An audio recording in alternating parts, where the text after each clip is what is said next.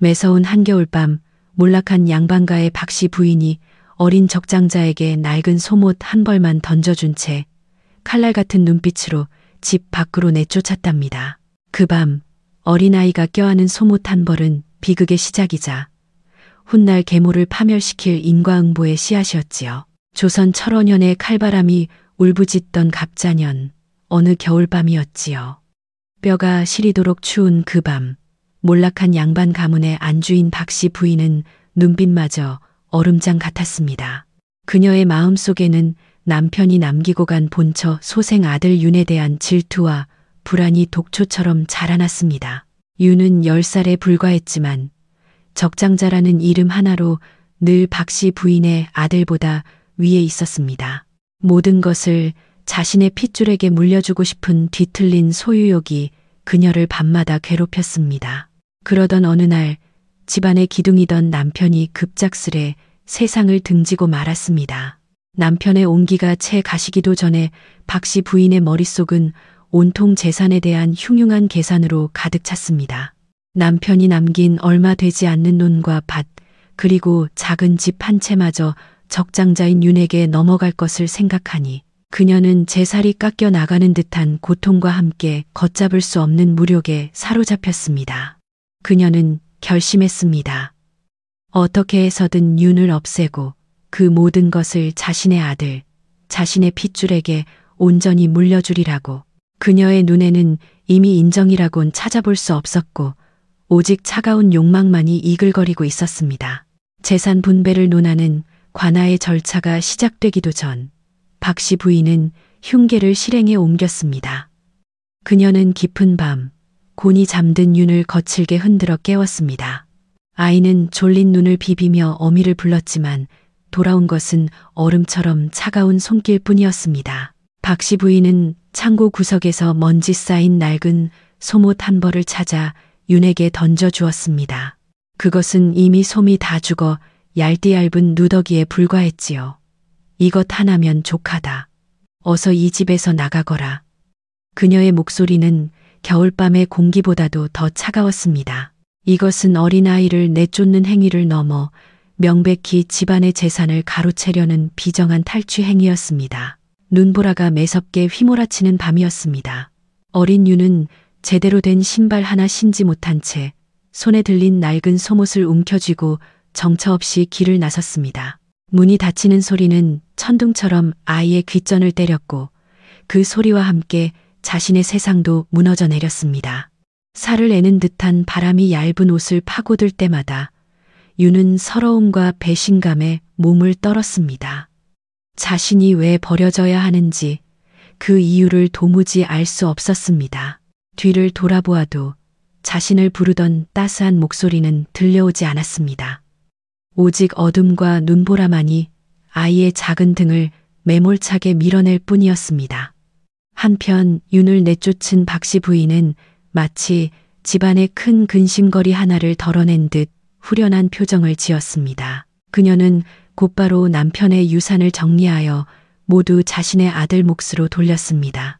주변의 이웃들이 혹여 윤의 행방을 물으면 멀리 외가로 보냈다고 둘러대면 그만이었습니다. 이 혹독한 겨울, 낡은 소못 한 벌만 걸친 어린아이가 살아남을 리 만무하다고 그녀는 확신했습니다. 그러니 죄책감 따위는 사치였습니다. 그녀는 자신의 성공적인 계략에 도취되어 오히려 안도감마저 느꼈습니다. 이제 모든 것이 제자리를 찾았다고 그렇게 굳게 믿었습니다. 하지만 그녀가 알지 못하는 것이 있었습니다. 윤이 혹독한 추위와 배고픔 속에서 필사적으로 움켜쥐었던 그 낡은 소못 한 벌. 그것은 단순히 몸을 가리는 옷가지가 아니었습니다. 박씨 부인의 잔혹함과 비정함을 상징하는 낙인이자 어린 윤의 마음에 지워지지 않을 깊은 상처를 새긴 증표였습니다. 차가운 눈 위를 헤매는 내내 아이는 소못을 끌어안고 다짐하고 또 다짐했습니다. 이 고통을, 이 서러움을 결코 잊지 않겠다고. 그렇게 낡은 소못은 훗날 모든 것을 제자리로 돌려놓을 무서운 인과의 씨앗이 되어 아이의 가슴속 깊은 곳에 뿌리를 내리고 있었습니다. 집에서 쫓겨난 어린 윤에게 세상은 거대한 눈보라와 같았습니다. 손에 쥔 낡은 소못 한 벌이 유일한 온기였고 발길 닿는 대로 여러 고을을 떠돌아다녔습니다. 며칠을 굶는 것은 예사였고 추위와 굶주림에 지쳐 길가에 쓰러지기 일쑤였습니다. 사람들은 남루한 행색의 아이를 거들떠보지도 않았고 혹여 동냥이라도 청할까 싶어 손사래를 치며 내쫓기 바빴습니다. 죽음의 그림자가 소년의 턱 밑까지 차오른 순간이 한두 번이 아니었습니다. 그때마다 유는 낡은 소못을 부둥켜 안고 자신을 내쫓던 계모의 얼음장 같은 눈빛을 떠올리며 가까스로 정신을 차렸습니다. 하지만 하늘이 무너져도 솟아날 구멍은 있다 하였던가요. 굶주림에 지쳐 의식을 잃어가던 어느 날 한양으로 향하던 길목에서 유는 한 노인의 눈에 띄게 되었습니다. 그는 은퇴 후 고향으로 돌아가던 전직 고위 관료 김대감이었습니다. 길가에 쓰러진 아이의 행색은 비록 처참했으나 김대감은 희미하게 뜨인 윤의 눈빛에서 범상치 않은 총기와 꺾이지 않은 기운을 한눈에 알아보았습니다. 그는 평생 수많은 사람을 봐온 안목으로 이 아이가 보통 인물이 아님을 직감했습니다. 김대감은 윤을 가마에 태워 자신의 집으로 데려왔습니다. 따뜻한 아랫목에 눕히고 정성껏 미음을 끓여 먹이니 며칠 만에 윤은 기력을 되찾았습니다. 정신을 차린 윤은 김대감에게 그간의 딱한 사정을 모두 털어놓았습니다. 어린 나이에도 불구하고 조리 있게 자신의 처지를 설명하는 모습에 김대감은 더욱 마음이 움직였습니다. 자식이 없던 그는 윤의 영특함과 강직한 성품을 높이사 그를 자신의 양자로 삼기로 결심했습니다. 이제부터 나를 아버지라 부르거라. 이곳이 너의 집이다. 그 한마디에 윤은 왈칵 눈물을 쏟아냈습니다. 잃어버렸던 가족의 정을 느끼며 윤은 비로소 굶주림과 추위로부터 벗어나 새로운 삶을 시작하게 된 것입니다. 김대감은 윤에게 자신이 가진 모든 것을 아낌없이 내주었습니다. 당대 최고의 학자들을 스승으로 초빙하여 그를 가르치게 했고 창고에 가득한 귀한 서책들을 마음껏 읽게 했습니다. 윤은 마치 마른 땅이 물을 빨아들이듯 놀라운 속도로 지식을 습득했습니다. 그의 뛰어난 재능은 스승들조차 혀를 내두를 정도였지요. 밤낮으로 학문에 매진한 결과 윤은 약관의 나이에 문과의 장원 급제하는 영예를 안았습니다. 이는 단순히 운이 좋아서가 아니라 그의 피나는 노력과 탁월한 능력이 빚어낸 당연한 결과였습니다. 이후 그는 곧바로 임금의 자문기관인 홍문관의 관원으로 임명되어 젊은 나이에 조정의 이름을 알리게 되었습니다. 높은 관직에 오르고 새로운 삶을 살게 되었지만 윤은 단 한순간도 과거의 아픔을 잊지 않았습니다. 그의 처소 가장 깊숙한 곳에는 낡고 해진 소못 한 벌이 고이 모셔져 있었습니다. 눈보라치던 그 겨울밤 얇은 소목과 함께 버려졌던 기억은 그의 가슴 속에 깊은 낙인처럼 남아 있었습니다. 그는 그 옷을 볼 때마다 세상의 부조리와 불의를 바로잡겠다는 강한 의지를 다졌습니다. 자신과 같이 억울하게 모든 것을 빼앗기고 고통받는 이들이 없는 세상을 만들겠노라고, 그것이 자신이 관직에 나아가는 이유라고 스스로에게 되뇌었습니다. 새로운 이름과 지위를 얻었지만 그의 내면에는 여전히 차가운 불꽃이 타오르고 있었습니다. 그것은 단순히 개인적인 원한을 갚으려는 복수심과는 다른 것이었습니다. 자신을 버린 박씨 부인의 부당한 행위에 대해 언젠가 반드시 인과응보의 섭리를 보여주겠다는 냉정한 정의 실현의 다짐이었습니다. 그는 자신의 힘이 아직 부족함을 알고 있었습니다. 더 높은 곳에 올라 누구도 거역할 수 없는 힘을 가졌을 때, 그때 비로소 모든 것을 제자리로 돌려놓으리라. 윤은 그 다짐을 가슴 깊이 새긴 채 묵묵히 자신의 때를 기다리며 힘을 키워나갔습니다. 그로부터 15년이라는 강산도 변할 세월이 흘렀습니다. 박씨 부인은 철원현에서 제법 규모가 있는 포목점을 운영하며 남부럽지 않은 생활을 누리고 있었습니다. 윤에게서 빼앗은 재산을 종잣돈 삼아 시작한 장사는 날로 번창했고 그녀는 이제 현에서는 모르는 이가 없는 부자로 통했습니다. 세월의 흐름 속에서 그녀는 어린 윤을 내쫓았던 과거의 죄업을 까맣게 잊은 듯 보였습니다. 오히려 자신의 수완으로 부를 일구었다고 생각하며 자신의 부와 지위에 대한 오만함은 날이 갈수록 높아져만 갔습니다. 그녀의 아들은 글 공부에는 영 재능이 없어 한량처럼 지냈지만 어미가 쌓아놓은 재산 덕에 부족함 없이 살고 있었지요. 그러던 어느 화창한 봄날이었습니다. 박 씨 부인의 포목점에 행색이 번듯한 젊은 관리가 찾아왔습니다. 그는 자신이 한양에서 내려온 관리라 소개하며 상납할 물품으로 쓸 가장 귀한 비단을 몇 필 보여달라고 청했습니다. 박 씨 부인은 큰 고객을 만났다는 생각에 희색이 만면하여 창고 깊숙이 보관해 두었던 최고급 비단을 꺼내왔습니다. 그런데 젊은 관리는 비단의 색을 살피는 척하다가 그만 실수인 양먹물이 담긴 벼루를 비단 위로 엎지르고 말았습니다. 순식간에 값비싼 비단은 검은 얼룩으로 못쓰게 되어버렸지요. 박 씨 부인은 기겁하며 관리에게 비단 값을 물어내라 소리쳤습니다. 그러자 관리는 기다렸다는 듯이 서늘한 미소를 지으며 말했습니다. 물론 변상해 드려야지요. 허나 이 비단은 나라에 진상될 물건이었습니다. 단순히 비단값만 물어서 될 일이 아니지요. 그는 비단이 훼손되어 나라의 큰 행사를 망치게 되었으니 그 책임까지 모두 물어야 한다며 실제 비단값의 3배에 달하는 터무니없는 금액을 빚으로 요구하기 시작했습니다. 박 씨 부인은 손을 부들부들 떨며 소리쳤습니다. 관원날이 아무리 관의 일이라 한들 일이 무지막지하게 상도를 깨트린단 말이오. 내가 누구요? 이 철원현에서 나를 모르는 이가 없거늘. 젊은 관리는 태연하게 벼루의 먹물을 닦아내며 답했습니다. 마님, 법이란 본래 귀천을 가리지 않습니다. 아니, 오히려 가진 자에게 더욱 무거운 잣대를 들이대야 공평하지요. 마님께서도 오랜 양반가 안주인이셨으니 그 이치를 모르시진 않을 터. 박 씨 부인은 눈물로 관원에게 매달렸습니다. 날이 제발 한 번만 봐주시오. 일이 박 씨를 몰아세워야 속이 후련하겠소. 이 늙은이가 무슨 돈이 있어 그 큰 돈을 다 갚는단 말이오. 관리는 차갑게 웃으며 그녀를 내려다볼 뿐이었습니다. 마님께선 아셔야 합니다. 조선의 법도란 본래 가진 자에게 더 관대하고 힘 있는 자의 편에 서는 법이지요. 허나 마님께서는 이제 그 가진 자의 자리에 계시지 못한 듯합니다. 그 말은 섬뜩한 비수처럼 박 씨 부인의 가슴에 박혔습니다.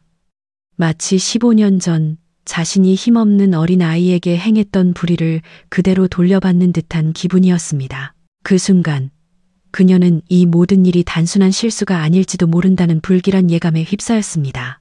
박 씨 부인은 이 젊은 관리가 어떤 배경을 가졌는지 알 수 없었지만 그가 단순한 관리 이상의 힘을 가진 인물이라는 것을 직감했습니다. 그녀는 빚 때문에 파산 직전에 몰려 평생을 바쳐 쌓아 올린 모든 것을 잃게 될 위기에 처했습니다.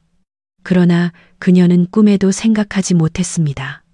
자신을 옥죄는 이 부당한 빚과 미스터리한 젊은 관리, 그리고 이 모든 절망적인 상황이 15년 전 자신이 버렸던 아이, 박윤이 그녀를 심판하기 위해 정교하게 설계한 함정의 시작에 불과하다는 사실을 말입니다. 그녀의 욕심을 심판하는 덫은 이미 굳게 닫히고 있었습니다. 박 씨 부인이 빚 문제로 파리한 얼굴이 되어 자신의 포목점 마루에 넋을 잃고 앉아있던 바로 그날 오후였습니다. 갑자기 철원현의 좁은 저작거리가 소란스러워지기 시작했습니다. 어디선가 물렀거라 하는 우렁찬 외침과 함께 위풍당당한 호위 무사들을 거느린 화려한 마차가 먼지를 일으키며 나타났습니다. 사람들은 하던 일을 멈추고 길가로 비켜서며 과연 어떤 귀한 분이 이 누추한 곳까지 행차했는지 궁금한 눈으로 마차를 바라보았습니다.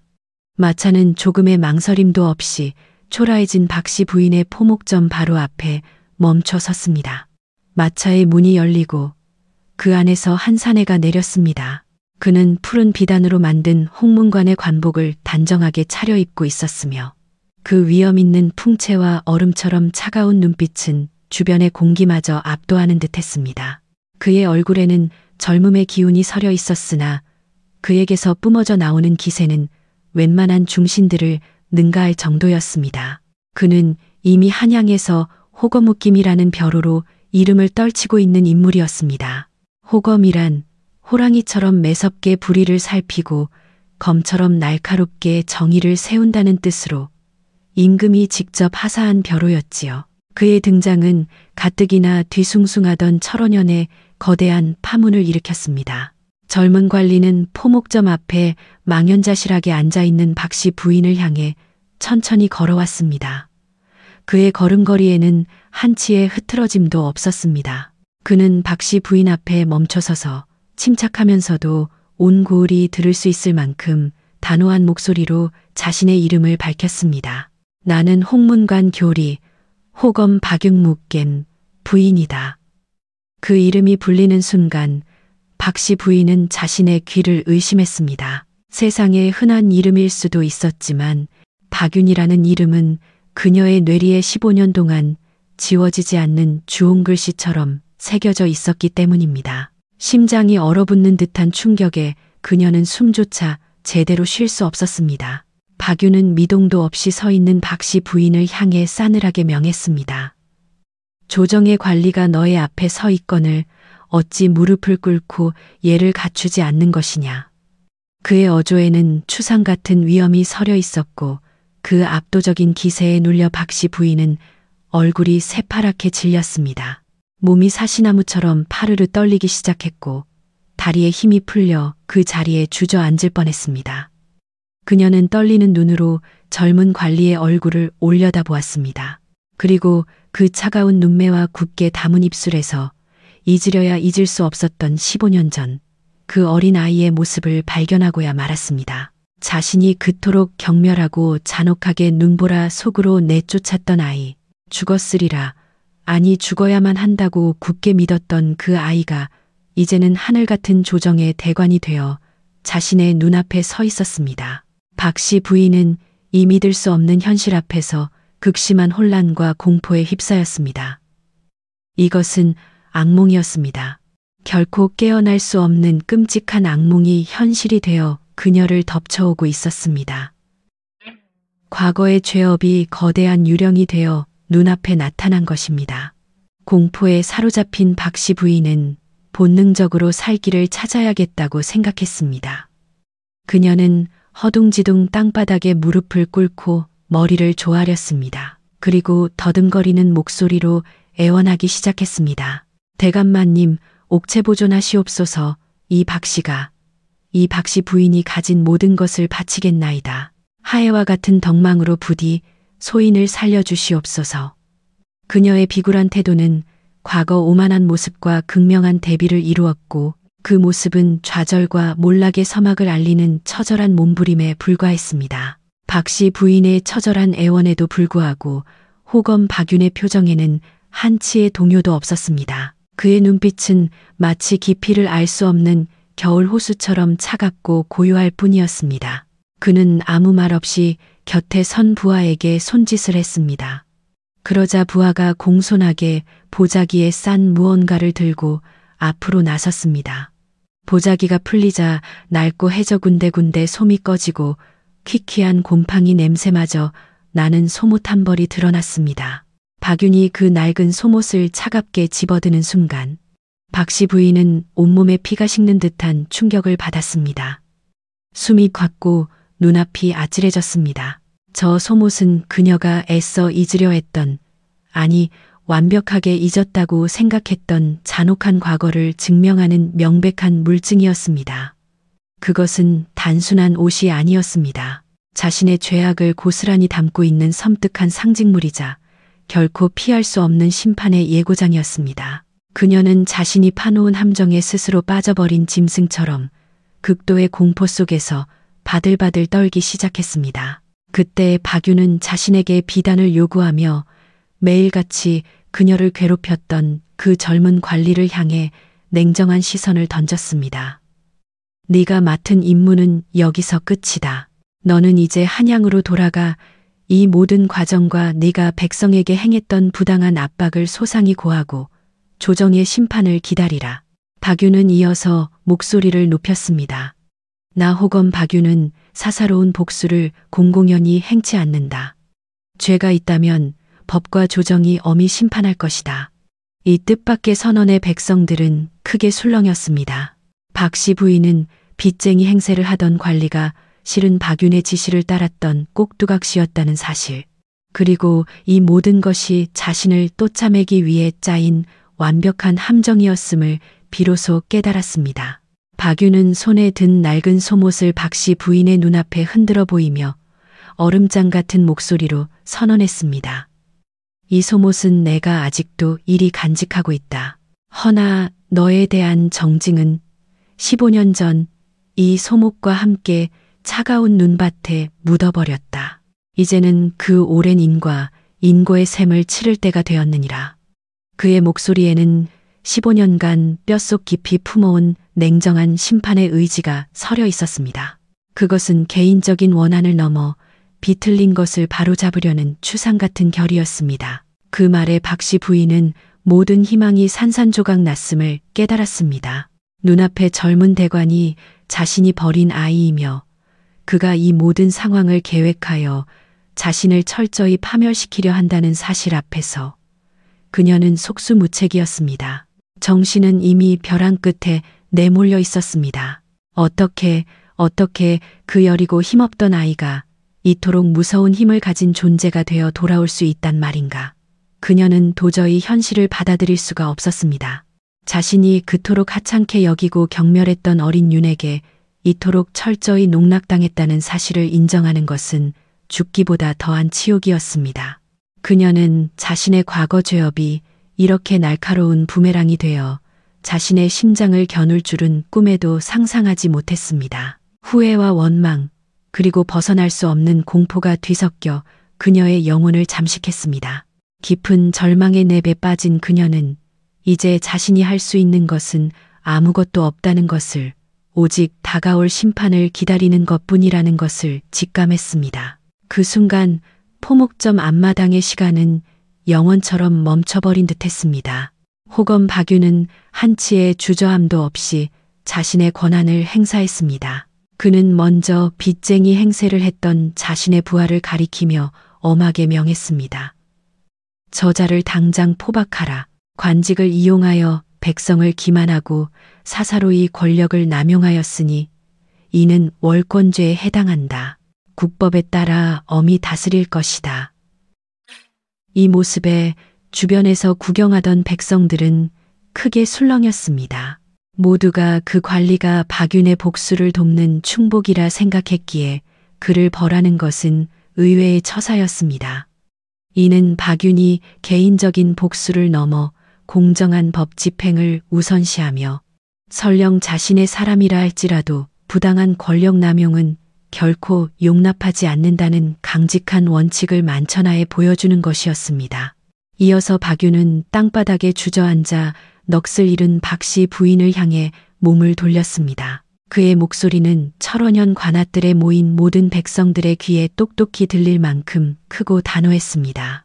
나 호검 박윤은 저 여인 박씨를 가산, 탈취 및 적장자를 내쫓아 죽음에 이르게 하려 한 폐륜배린의 죄로 고발한다. 충격적인 고발 내용의 관아뜰은 물을 끼얹은 듯 조용해졌습니다. 사람들은 숨을 죽인 채 한때 철원현의 부자로 행세하던 박씨 부인과 젊은 대관 사이에 얽힌 기막힌 사연의 전말을 지켜보았습니다. 소문은 삽시간에 퍼져나갔고 사람들은 모두 박씨 부인이 사형이나 멀리 유배를 가는 것과 같은 극형에 처해질 것이라고 예상했습니다. 양반 가문의 명예를 더럽히고 그것도 모자라 어린 적장자를 혹한 속에 내쫓아 죽음으로 내몬 죄는 결코 가볍게 다룰 수 있는 것이 아니었기 때문입니다. 백성들은 그녀의 탐욕과 잔혹함에 혀를 내두르며 마땅히 받아야 할 벌이라고 수군거렸습니다. 박씨 부인 또한 죽음을 각오한 듯 잿빛 얼굴로 고개를 떨구고 있었습니다. 그러나 호검 박윤의 판결은 모두의 예상을 뒤엎는 것이었습니다. 그는 박씨 부인을 감옥에 보내지도 그녀의 목숨을 거두지도 않았습니다. 대신 그는 이렇게 명했습니다. 박 씨 부인의 모든 재산을 몰수하여 본래 주인인 나에게 돌려줄 것이며 그녀를 철원현에서 영원히 추방할 것을 명한다. 다시는 이 땅에 발을 들이지 못하게 하라. 이는 과거 박 씨 부인이 어린 윤에게 행했던 고난을 한치의 오차도 없이 그대로 되갚는 판결이었습니다. 모든 것을 빼앗고 정든 고향에서 쫓아내어 정처 없이 떠돌게 만드는 것. 그것이야말로 그녀에게 가장 걸맞은 벌이라 생각한 것입니다. 박유는 넋이 나간 박 씨 부인을 차갑게 내려다보며 마지막 말을 남겼습니다. 네가 나에게 15년 전 겪게 했던 고통을 이제 내 스스로 겪어보아라. 가진 것 하나 없는 빈털터리가 되어 사람들의 손가락질 속에서 평생을 가난하게 살아가거라. 그는 박 씨 부인에게 육체적인 죽음보다 더 고통스러운 형벌을 내렸습니다. 그것은 바로 사회적 지위의 완전한 박탈과 영원히 지속될 조롱과 멸시 속에서 살아가야 하는 정신적인 지옥이었습니다. 이로써 유는 자신의 정당한 유산을 모두 되찾았고 오랫동안 억눌러왔던 개인적인 원한을 넘어 공적인 정의를 실현했습니다. 그는 자신의 과거 아픔을 타인을 위한 정의를 세우는 데 사용함으로써 백성들에게 깊은 신뢰를 받는 청렴한 관리로서의 명성을 온 나라에 확고히 했습니다. 반면 박 씨 부인은 평생의 욕심으로 쌓아 올렸던 모든 재산을 한순간에 잃었고 양반으로서의 명예와 사회적 지위마저 박탈당했습니다. 그녀는 남루한 옷차림으로 고향에서 쫓겨나 평생 가난과 사람들의 조롱 속에서 살아야 하는 비참한 운명에 처하게 되었답니다. 세월은 물처럼 흘러 박유는 더욱 높은 관직에 올라 청렴하고 강직한 관리로 온 나라의 이름을 떨쳤습니다. 그는 백성들의 억울한 사연에 귀 기울이고 불의를 바로잡는 데 평생을 바쳤으며 그가 다스리는 곳에는 늘 태평성대가 깃들었다고 합니다. 박 씨 부인의 이야기는 철원현을 넘어 한양 저작거리에까지 널리 퍼져나갔습니다. 사람들은 차를 마시거나 주막에 모여 앉을 때면 그 이야기를 꺼내며 혀를 차곤 했습니다. 과도한 욕심이 한 사람의 인생을 얼마나 비참하게 만드는지에 대한 생생한 교훈으로 그 이야기는 부모에게서 자식으로 또 그 자식에게로 전해졌지요. 호검 박윤의 처소 한쪽 벽에는 그가 평생을 간직했던 낡은 소못 한 벌이 조용히 걸려 있었다고 합니다. 그 소못은 그가 겪었던 혹독한 고난의 증표이자 그 모든 시련을 이겨내고 마침내 정의를 세운 인내의 상징이었습니다. 그 까닭에 오늘날까지도 철원현에서는 매서운 겨울바람이 불어올 때면 늙은이들은 젊은이들을 앉혀놓고 낡은 소못에 얽힌 인과응보의 이야기를 들려준다고 합니다. 그 바람 소리 속에서 혹자는 15년 전 어린 아이의 서러운 울음소리를 듣고 혹자는 모든 것을 잃고 쫓겨나던 늙은 부인의 처절한 한숨 소리를 듣는다고 하니 참으로 세상의 이치란 돌고 도는 것이 아니겠습니까? 인생의 길은 돌고 돌아 결국 자신이 뿌린 대로 거두는 법.